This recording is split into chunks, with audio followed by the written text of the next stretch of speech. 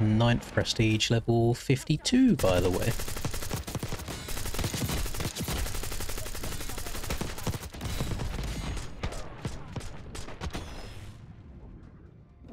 What's up, guys? Welcome back to another video. Hope you're doing well today. Today we are going to be playing Fwaylartrack's Farm. Now, I don't know if he's done one in the past, so part of me thinks he has. Obviously, by name, this is made by Kevin Fwaylar, who is it's got to be up there in terms of like top 5 track creators in the entirety of this game. But this is not a replica track, which he doesn't do very often at all. So in amongst all of this just massive jumps and turns here, we've got a main outdoors track. We have a straight rhythm, which is very exciting because we don't really get many straight rhythms on compounds anymore. We also have a supercross track over in the back corner over here, which is a replica of 2025's Anaheim 1. So that'll be excited to get some early practice on because I have not looked at any of next year's track maps yet at all. And then also we have a small little whoop turn track in the background over here if people want to test out their whoops. Do they look difficult? They look fairly straightforward. I mean, there's a good gap between them, so we'll definitely give it a lap or two around there. But we're going to see how this place goes. The actual outdoors track itself looks very, very long. So I'm interested to see what the lap time is going to be like. And apparently it is loosely based off of Enzo Lopes' outdoors track. But then change slightly and mix up a bit, I guess, to work better in MX bikes. So we're going to spin some laps, hopefully do the track some justice. It looks beautiful, as always, as Kevin's tracks always do. And without further ado, let's get into it. You know what? I usually save Supercross to the end of videos. I'm going to mix things up today. I'm going to do Supercross first to get myself nice and warm and toasty. Then after that, we're going to move over to the outdoor side of things and just see how it goes. And I'm quite torn at the moment, I'll be honest. Now, I've not been really playing the game too much, as you know. I've had other games that I'd play, let's say. But I've been keeping an eye on kind of the lap times that people are posting and how quick people are getting on these new bikes, so on and so forth. And I'll be honest, I am a good couple of seconds off of where I should be pace-wise. So I looked at what track was it? Aiden's K-Bell pre-season track. Miami, I think it is Miami. And so I can't remember what lap time I'd done in the video that I made on it. It was quite short, but since then I tried playing it a little bit, and the lowest I got was a 104.2, and that was on the Yami. Was it on the Yami? No, it might have been on the Suzuki. I've been messing around with bikes a little bit. But then I look at some of the really fast guys' lap times, and I'm literally like 2 seconds off. But I see them running 102 lap times, and generally couldn't tell you where that time is. I believe it's just in the corners themselves and getting around the corners fast, and whether that comes down to setup or not, I don't know. I'm trying really, really hard to stay away from the KTM. I really am. And it seems that most of the 450 boys are on the KTM now. And as soon as I did hop on it, it felt really fast around Supercross, but I'm trying to stay away from it. I want to try and approach the 2025 Supercross season not so much as a title contender, but more as a let's just have fun and enjoy our streams perspective, because it might be a bit of a defeatist kind of mentality even going into the season. But I don't really rate my chances of winning anything this year. Maybe a main event win, a singular one, maybe, who knows. But in terms of a full season series, I think I'm just off of it now. I think I don't know, I wouldn't say over the whole racing aspect in general, because I do still like competing, but in terms of sitting and really putting a bunch of time into the game just to try and keep up with all these other fast boys, I don't know. I think I just want to actually enjoy my time on it again. I've tried to do this in the past, where I've tried to have a more relaxed approach to racing and not trying to take it as seriously. And it usually works until the gate drops, and then I start getting really competitive again. So we'll see how it goes this time around. I am generally even tempted to go as far as maybe just rocking the Suzuki in Supercross and then basically giving myself an excuse to do poorly. We'll see how it goes. I'm intrigued to see people's thoughts on that. I know a lot of you tune in to see me try and do well, and then others just like seeing what these pro races are like from a different perspective. But let me know if you want me to just basically ride something different, which would take me out of any sort of contention of winning, but might be more fun than just seeing a sea of orange, which I believe is what we're going to get this year. It's interesting how things have switched up really, because all throughout the first week of me playing on these newest OEM bikes, I thought, you know what, I don't know if there is a proper dominant bike. I don't know if there's a new meta at all by any means, but then the further we got into it and the Fast Boys discovered that the KTM was the fastest again in terms of raw power, and then they managed to tame that power, and I think it's always going to go that way. Whichever bike has the most speed will end up being the bike of choice, because it's just a matter of time, isn't it, until people learn how to ride the bikes to their full potential, which is something that I have not done yet. As you know, I've been very, very busy on the Call of Duty grind. To give you a very short update, because I know a lot of people don't care about it whatsoever, I am 9th Prestige level 52 at the time of recording this. The max level in Prestige is 10th Prestige level 55, and then after that you go all the way up to 10th Prestige level 1000 if you want to. But when I get to 10th 55, that's when I plan on chilling out on it a little bit more. In terms of camo challenges, we'll go for the multiplayer side before we talk about zombies. On the multiplayer side of things, I have all of the ARs in gold and diamond. I have all of the SMGs in gold and diamond. I have the shotguns in gold and diamond. I have 2 of the LMGs in gold. I'm working on the last one now before I can get that in diamond. I have all of the marksman rifles in gold and diamond. I have 2 of the sniper rifles in gold, and I'm working on the last sniper rifle to get in gold and then diamond. I have all of the launchers in gold and diamond. I have all of the pistols in gold and diamond on the multiplayer side of things. So very, very good progress there. On the zombie side of things, because if you were unfamiliar, the last 2 CODs, they've had the zombies camo mastery as well, which kind of runs alongside the multiplayer one. I have all of the ARs gold, almost all the SMGs gold, and I've got the melee weapons, so the knife and the baseball bat gold and as well. Forgot to mention, I also have the knife and baseball bat gold and diamond on multiplayer. So there is progress. The zombies grind, it definitely seems like it will take a lot longer than the multiplayer one to get all of the camos. It's just like you need 2,000 headshots and a whole bunch of different types of kills after that. And whilst it's not as difficult of a grind, because it's much more casual to do, it is a longer grind. So we'll see what happens in that regards. But then I also noticed, I think there might also be a Warzone camo grind. So there is a separate Warzone section, and Warzone's never had its own camos before, so I'm very interested to see what happens when that releases, which I think is meant to be around the 14th, something like that, so we shall see. And then just to finish off on the COD side of things, I did see many people keep commenting saying, why didn't I just make a Call of Duty channel? It wouldn't last very long, let's just say that. With any games that I play, that aren't MX bikes to be fair, I play them for about a month, play like absolutely burn myself out on them, and then have no desire to play them again after that. So you'd get like a month's worth of content, but then after that it would be in hibernation until next year, and the next game comes out as well. So I just wanted to touch on that since I saw a lot of people asking for Call of Duty videos. If you're looking at this Supercross track and you're thinking that it looks a little bit on the rougher side, it has been made to basically be really broken down and quite difficult. So it actually is genuinely quite hard. The jumps are very peaky, so you need to make sure you land in the right places, and then trying to talk at the same time as learning the track is also quite difficult. Scaling wise, I think it's scaled up quite big. You can really get the bike cranked over in some of these berms, which I don't think is going to be the case on the aerial side of things. I think aerial berm's going to be quite a bit more on the flatter side to encourage people to be able to cut down in corners. But we'll see. I'm very excited for the 2025 outdoor season. It should be good fun. And let me get on the binders, hook round to the right here. Just trying to learn all the different lines. This is a very rounded out corner. Can we double to the inside? Nope, I missed it. Got a little bit of a weird kick there. I don't have the speed to get up and over that. Don't have the speed to get up and over that either. Holy. This suspension that I've got on the Yami right now is very springy. So if I do come up a little bit short, I really feel it. Like, it rebounds you super high. This section here, very techy. You can see how like peaky the jumps are and how small of a landing zone you have on each jump. But overall, actually quite a nice flowy track once you get the lines down and once you get the hang of it. I don't want to spend too much time there because, of course, the main event is the outdoors track. So let me actually try and find it to begin with. That would be a good idea. Let's just cut across everything, and the map starts here. Which way do we reckon this track goes? Let's work our way out into this more open area and we'll find out. It looks like it goes this direction. Let's turn around.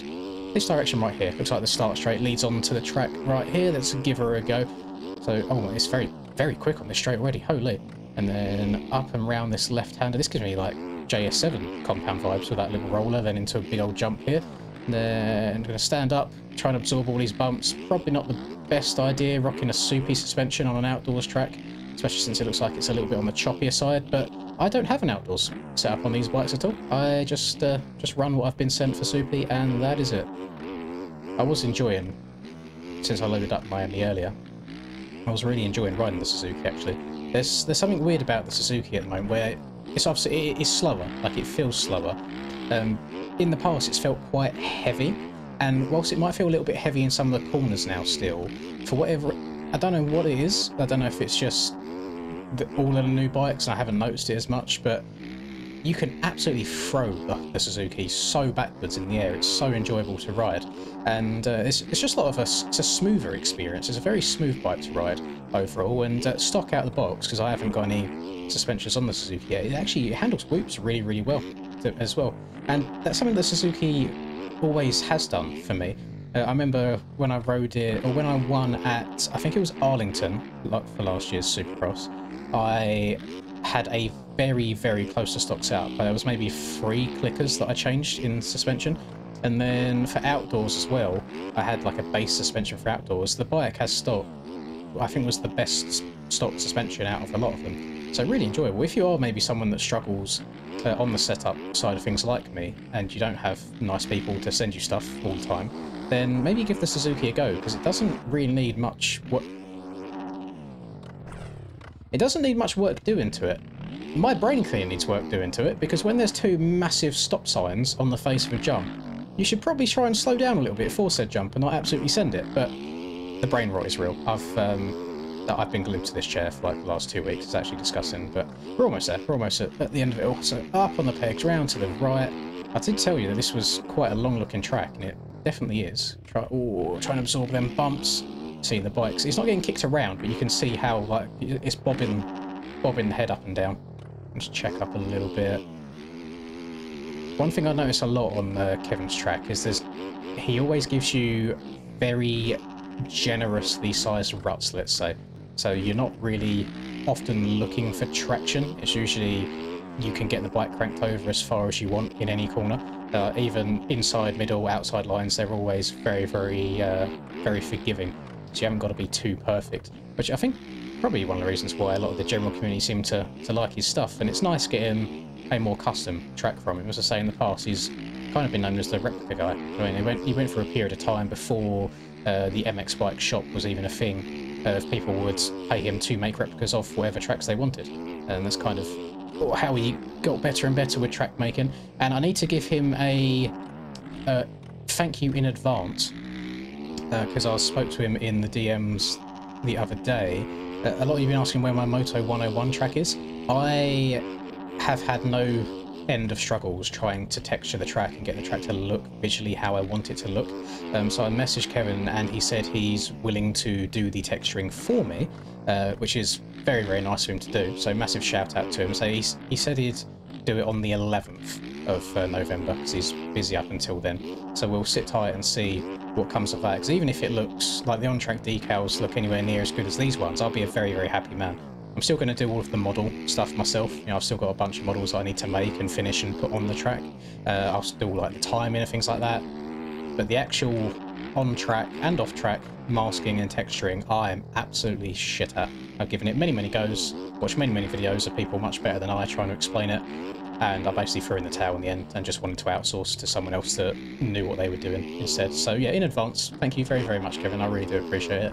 And he always seems like the type of person willing to help other people learn as well. So big thumbs up all around. You love to see it. In the same way that I believe, what's his name? MF Tracks recently, a newer Brazilian track creator. Seems like Kevin taught him as well. And then I haven't seen any mention of Kevin's name, but there's a recent track put on the shop also by someone called Douglas, which is also a Brazilian track. I know the Brazilians are quite a close-knit community. I don't know if they have any dealings with each other, but it wouldn't surprise me if they did. And I've got a soft spot for Brazilians as well. Like I said, when I went to Nations, one of the Brazilian guys came up and said hello to me, that he watches his videos, and it's just so weird being that far away from people, but still being able to connect with each other and relate over a silly little motocross game. So that was really, really nice. The only thing that I hate about the Brazilians is, of course, because they are so far away, the netcode and the ping is very, very bad in servers. So if you try and have a little battle with them online and you do end up tagging handlebars, then you are going to you're going to get flung across the map. I promise that wasn't me ripping off, by the way. Look, if I move forwards and back in the chair while talking, I have a very, very, very squeaky chair, which I apologise for. So I'm just going to try and stay as still as possible. But this chair, right, to be fair, this chair has lasted me a good, I want to say 10 plus years at this point. So I don't know if anyone else is as picky as me with what I call the gamer position. But if you're sat a little bit higher or lower, or maybe your monitor's tilted forwards or backwards, or it's moved forwards or backwards on your desk slightly from your normal position, something just feels off and it feels like you can't play quite as well, which is something that I think a lot of us had issues with when we went to EICMA, the LAN event in Italy. Some people play with their controllers on top of their desk. I personally play with my controller in my lap, but we didn't have like a desk there, so some people then had to get used to playing with their controller in their lap. It's just weird little things like that. And I've tried other chairs in the past, and just the placement of the armrests, even though they're adjustable, I just never really liked, and I like this chair quite a lot. So until it literally falls apart, I'll be rocking it. I dread to think how many years of Lynn's booty cheek sweat has ingrained itself into the seams of this chair. Have I actually... There's no way I've only just finished a full lap. I must have started a lap and not at the finish, and then maybe I went off the track as well, didn't I? I feel like I've done 3, maybe 4 laps around here, but a 3-minute lap time is absolutely insane. I want to do another one and just try and be a little bit better, but that is actually a ridiculous amount of time. These jumps are very peaky, like they boot you super high, and they're really, really enjoyable just to throw some fatties on. This outside does seem a little bit OP, I'll be honest, but it is so nice getting the bike cranked over, and that is just a feature that a lot of Kevin's track seem to do. Let's try and double my way through these rollers, get on the brakes. I'm just going to stand up, absorb these braking bumps. Did not sit down at all in that corner, and it was absolutely fine. Work my way through these rollers again. Oh, the back end's kicking out. I think I changed down to first gear a little bit early there. Back wheel tried locking up on me. Oh, there's a little tip, by the way. If any of you are having troubles on these OEMs, I see a lot of people saying that the back end of the bike slides out on them when they're not even on the power. I think you might be changing down gears too much. So if you are having that issue where you come off the throttle when the back end steps out, then keep it a gear higher. So I think it might just be the engine braking that's messing you up a little bit. And jump over. This definitely gives me like JS7 compound vibes in a way, but slightly in reverse. Just that little section there. Oh, I went off the track. I'm hoping that doesn't mess me up. Little quad to the inside here.